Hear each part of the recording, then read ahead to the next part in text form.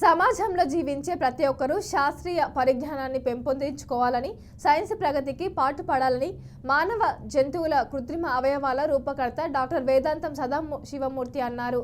పశ్చిమ గోదావరి జిల్లా పాలకొల్లు స్థానిక బ్రహ్మడిపేట ఏవీఎస్ఎన్ మున్సిపల్ ప్రాథమిక పాఠశాలలో అభివృద్ధిలో సైన్స్ పాత్ర అంశంపై అవగాహన సదస్సు నిర్వహించారు.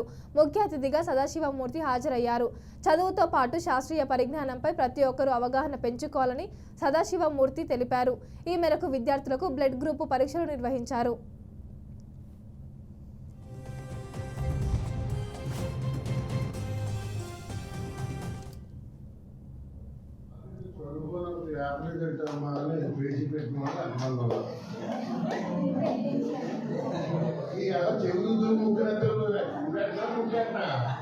అమ్మ నాకు తెల్లారంటే 4ంటికి లేపలేంటి ఏంటమ్మా అది విద్యార్థులలో బ్యాక్ బెంచ్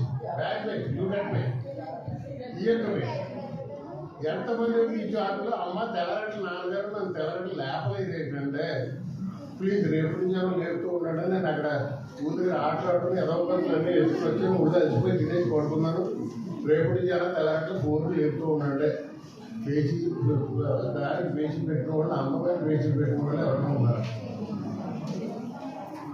ఎవరు లేరంటే మరి ఏంటి career your parents can provide good